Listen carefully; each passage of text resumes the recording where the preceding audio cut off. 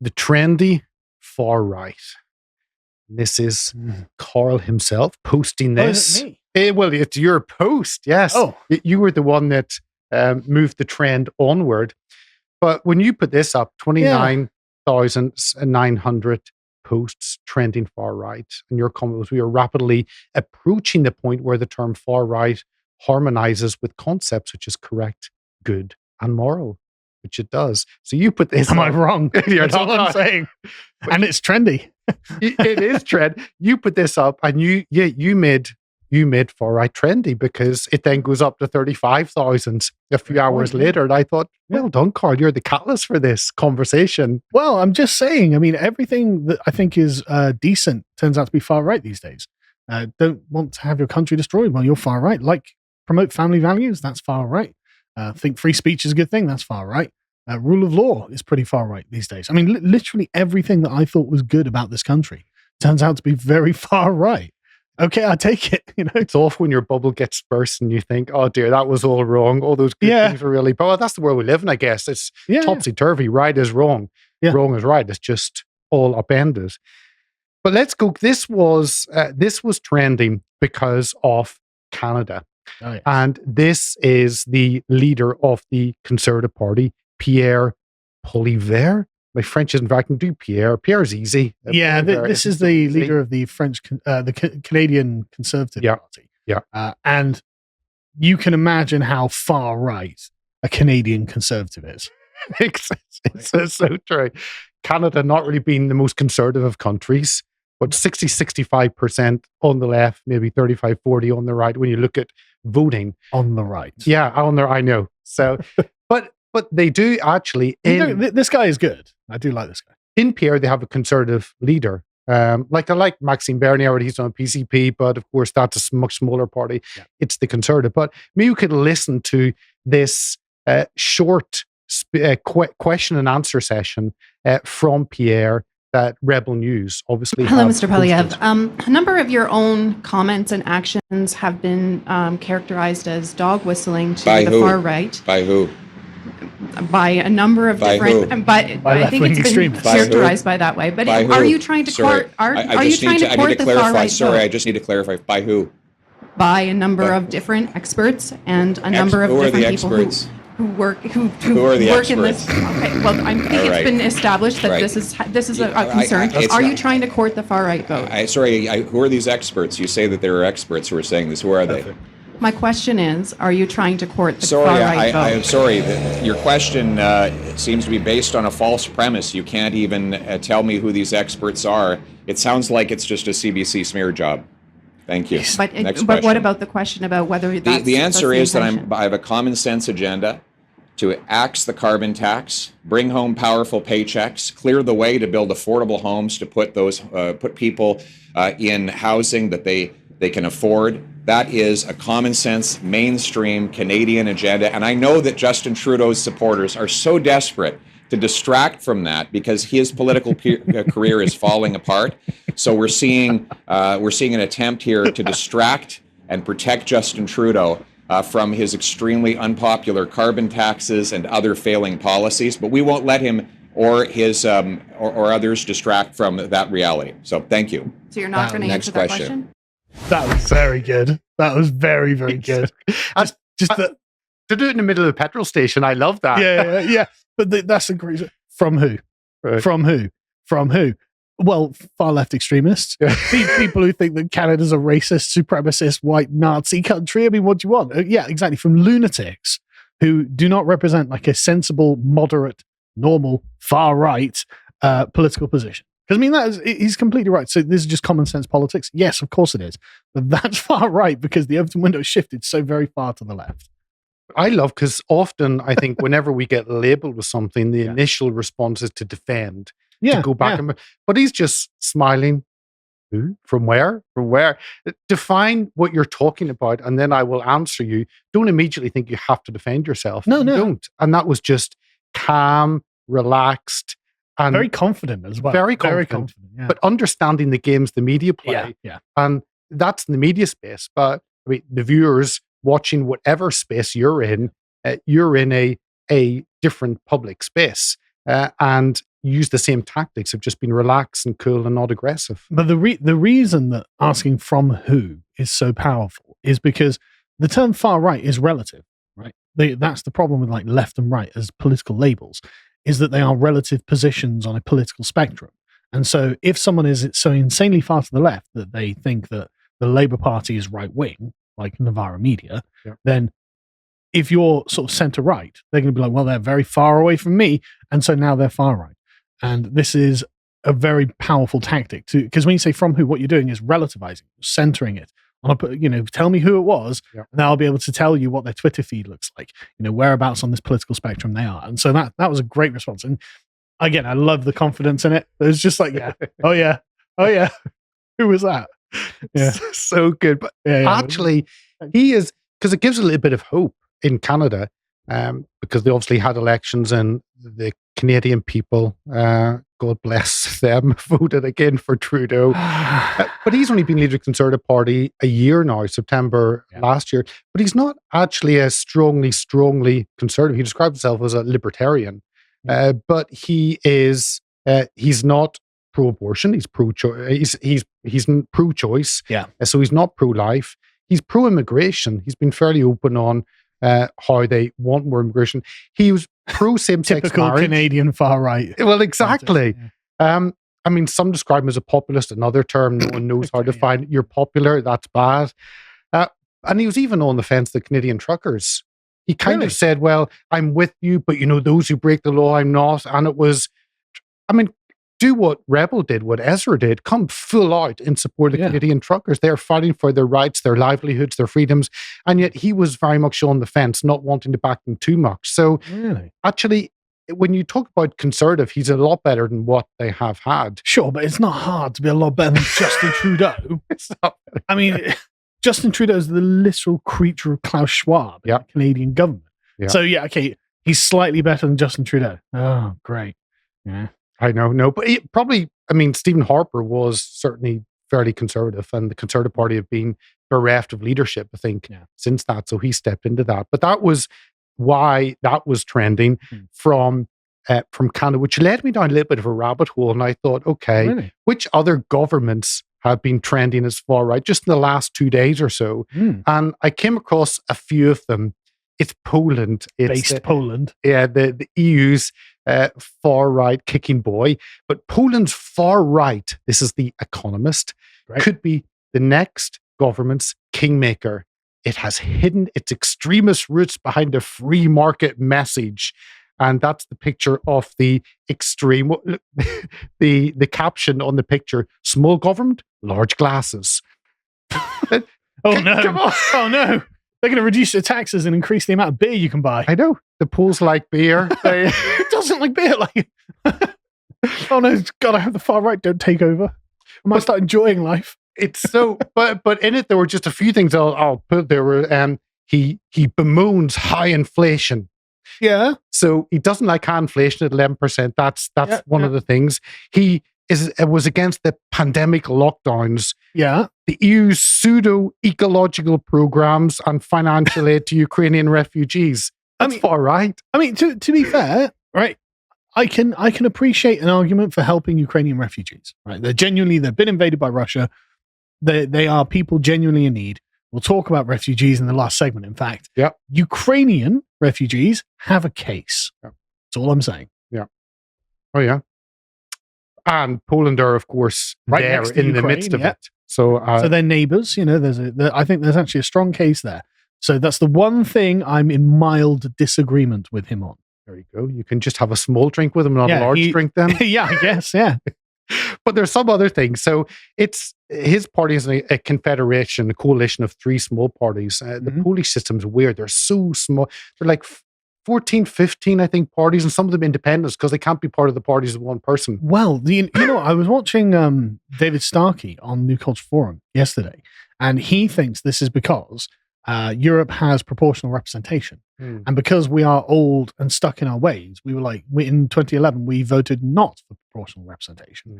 So that leaves us, and same with America, we're trapped with the two monolithic parties, which are the only ones that can get over the first past the post system. And so we actually don't have the far right revolution happening that mainland Europe does, because our far-right politicians just can't get a seat in the parliament and therefore can't get a media platform to spread a message, even if it's, negative coverage. Well, look at how that worked for Donald Trump, right? Actually, if they just report, oh, this guy wants to end immigration, well, actually, a lot of people are like, oh, really? Brilliant. I'll vote for them, And so this is how the AFD and everyone else is gaining ground. We can't do that here, which is a pain in the rear. We're stuck. But let me touch on David Starkey could lead that far revolution. That'd be lovely. I know. Oh, so good. I mean, maybe he's a little bit old, so he should be like an advisor for it. He could be an advisor. Nigel. He could be Nigel. Starkey. Starkey can be president, kind of that overall person. Or just just some venerable advisor to the party, with Nigel. Get a bunch of other far right people on there. Anyway, Gary. So let's fly. So another phrase they use is that this group, Confederation, they have signed a declaration of allegiance to the Catholic Church, promising to submit our private and public life to the reign of Christ. That's obviously very bad. I mean, that's very Polish. It is very Polish. It's very Polish. But as an Englishman, I'm like, ugh. But it's not my problem. That's if that's what Poland wants, then vote for it. So that's Poland. Obviously, we have the AFD. Yes. Which are the real love of the media. I saw this on Twitter the other day, and it's like, oh my God, the AFD are like uber extremists. I'm like, calm down. I already support the AFD. Calm down. But yeah, the Germany's far right party is more popular than ever and more extreme, which is why, of course, they're trying to ban it as they hit 21%. Yes. Everyone just panics. Well, that's the thing, isn't it? They're going to consider banning it. Yeah. And again, I posted, well, that's a very German interpretation of democracy there, isn't it? Yes, if people start voting for something, we're going to have to get rid of that. Yeah. So they will just run through. So he's this person, Maximilian Krah, the newly elected. His name's Maximilian Krah. Like, that sounds literally like a villain from Conan the Barbarian. That's amazing. But this is why he's bad. He doesn't believe in watering down. Such a great name. He doesn't believe in watering down political messages. This is Max. I just genuinely can't get past his name. It sounds like some sort of emperor. Maybe he could be. Yeah. Sure. He doesn't believe in watering down political messages to win centrist votes. He's described Pride Month as disgusting. Wants to deport immigrants. Talks about concern of the cost of living crisis and immigration. Of course, in it said its rise has caused soul searching for a country still mindful of its Nazi past. Of course, you need to bring that in the middle of the conversation about AFD. Yeah, he's obviously not saying Nazi things. Yeah, he's obviously saying modern conservative things. Yeah, but and the idea that immigrants are replacing ethnic Germans is a description of the situation rather than a conspiracy theory, says Krah. Well, that's what we're seeing across. It's literally true. I know. It's literally true. And he also, Krah puts the party's success down to the population's disdain for liberal policies on climate, gender, and LGBT issues, immigration, and the war in Ukraine, saying established political parties have no answer to real issues Germans face. And why would people be disdainful of these politics? Because these politics are the source of the problems that Germany is suffering. Yep. Just like the source of the problems everywhere else is suffering under this sort of reign. No wonder. Then we go to Switzerland. Oh, yeah. Nile Rodgers, just bringing a little bit of a music side. Nile Rodgers threatens action against far-right Swiss political party for using We Are Family in a campaign video. And of course, the party, the SVP, the Swiss People's Party, I think they're the largest party. I know. The Swiss People's Party, the people of Switzerland, having a vote on their future? More chocolate and more sitting around in the mountains. More sitting around in the mountains. Not getting involved in international politics. I mean, that sounds brilliant, honestly. Staying on the sidelines. God, if only we could get a party like that in government. But they have 53 out of 200 seats. Right. They're the biggest party in the Swiss parliament. Mm-hmm. So that's then Argentina. Far away from Argentina's far-right president frontrunner wants to become Jewish. Just a beautiful headline. What does that mean? Well, it goes into, they say, Argentina has never had a Jewish president. Okay, that's the first slide of the article. Yeah. But look at this. Javier Milei studies Jewish topics regularly with Buenos Aires rabbi, but admits observing Sabbath may be the obstacle to converting. He also vows to move country's embassy to Jerusalem. Go on, call him a Nazi. Call him. You know you want to call him a Nazi. They hold off on that, but they go through all of this, and he's really shocked the system by winning the primary. I saw an interview with him where he's just like the S leftists don't give him an inch because they'll take a mile and they'll try to destroy you. It's like, well, he's speaking my language, you know. Well, he has made he's a libertarian who wants to convert Argentina's currency to the US dollar. That's because Argentina doesn't really have a currency, and has made headlines for controversial comments on hot button topics like climate change and sex education. Right, so he's against. He's against them. Yes, that's it. He right. So moving away from, we'll just touch on this now. No, the far right's fixation on paedophilia is dangerous. To who? This is this is just days ago in the Globe and Mail from Canada, but this is a weird headline and a weird. The left have really got self-caught, and part of this is the Sound of Freedom film, which of course, Jim Caviezel is there. It's a good story, really. The film is a good story, rescuing children, and the left was like, "Well, that's far right," and it's like, "Is that political? Is it political to rescue children from people traffickers and pedophiles?" And I mean, all I'm saying is, it seems like a really big self-report, doesn't it? That's the thing. But in this is what they say. A new movie, Sound of Freedom, is currently the talk of the far right. It arrived in theaters. I guess it probably is. But it arrived in theaters surrounded by a cloud of innuendo by its right-wing supporters. Really? And then it drops QAnon into it as well. Was the name Jeffrey Epstein brought up a few times? No. But it talks about Pizzagate. It talks about Q. It talks about homophobia being involved. What? I know. What? I know. Okay, that's weird. And bizarre ideas about super wealthy imposing godless liberalism. Yeah, well, that's true. So it's just a weird, whenever they take a headline, there's nothing. I just want to see who was on Epstein's client list. That's all I want to see. Yeah. Okay. It's ever going to get out. Oh, it's an anti-Semitic conspiracy theory as well, I see. We'll just finish off with this, the Moms for Liberty, who are obviously far right. And I mean, I've interviewed Tina Descovich twice. Right. Such a great person. What she's done is so exciting. But the thing is, I love the way you say it, Moms for Liberty, which are obviously like, well, they're mums and they don't want communism. Yeah, that is far right, yeah. Well, they're far because it says Moms for Liberty, a parental rights group. Oh, in quotes. In quotes. Right, okay, yeah. Oh. Well, I mean, the thing is, the average far-right person will be like, oh, they're against parental rights. And no, what they're saying is when they say parental rights in quotes, they're not saying that parental rights don't exist, although that is also what they're saying. What they're really saying is you're using that as a cover for being a Nazi. Yep. Which I don't think they are. But anyway, carry on. Sorry. But the media failed to say that our children are being sexualized in schools. And this is the pushback from parents suddenly realizing our education system and government don't necessarily want the best for children and we want to get involved. That's bad. Going back to Maximilian Krah's position, was it the disdain for liberal policies on climate, gender, and LGBTQ issues and immigration? Yes, all of these things are a reflection of that. They're normal people who are just sensible, like probably not even that political before it intruded in their lives. Yep. They're saying, look, I don't want my children perverted. I don't want my country taken over by immigrants. I don't want all my money being sent all over the world. I just want to have a normal country, please.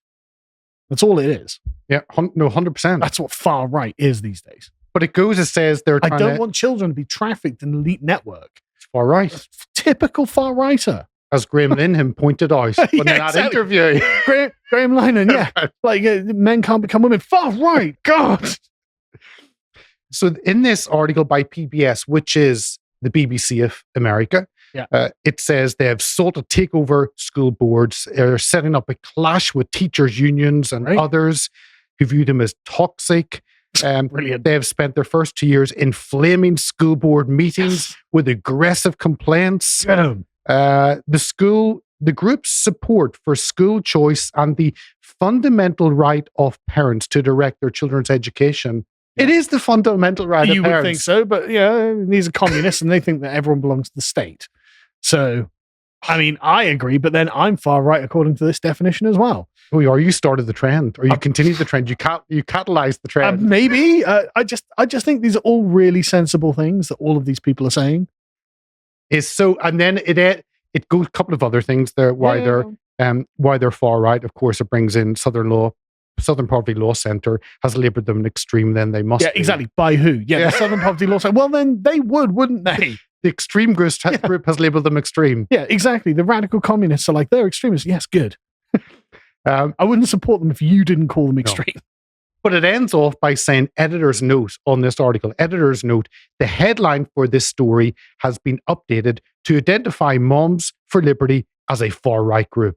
So I guess they weren't far-right, they were just maybe right. I don't know. A group of conservative mothers who didn't want weird stuff in their kids' schoolrooms. But now they're far-right. But the editor fixed that. Yeah. Whoa, got to come far-right. It's becoming a less and less scary word, isn't it? The scary phrase. That's far right. It's like good because if it wasn't, I wasn't going to vote for it. Exactly. You're not being called far right by the extremists, then you're not getting my vote. Can I just finish off on Lord Pearson? Of course. Well, radicalism. This was a question Lord Pearson posted in June and then a follow-up question, and it was about far right. And Lord Pearson asked Her Majesty's government, further to the remarks by the Minister of State for Immigration in answer to Stephen Farr on 28th of March, whether they have adopted a common definition of far right, and if so, what is it? Now, this is intriguing. What have the government told the public is the definition of far right? This is going to be good. I can feel it. Well, the Intelligence and Security Committee's report on extreme right-wing terrorism, what's terrorism got to do with it? But anyway, far right is now become far right terrorism. So Steve Bannon did a debate, I think it was against David Frum a few years ago before Trump won. And he had this one line in there that really struck me. Because David Frum, I think it was David Frum, it's like, oh, well, this far right stuff, you're anti-democracy. He's like, no, we're not anti-democracy. We love democracy because we're going to win elections. We're going to smash this. And as you can see from the AfD and the Swiss parties and Maloney and the Polish, we're popular. We're going to win the elections. We're fine with democracy. We do not need terrorism. Yeah. So I love it. So I don't know why you bring terrorism in. No. But anyway, carry on.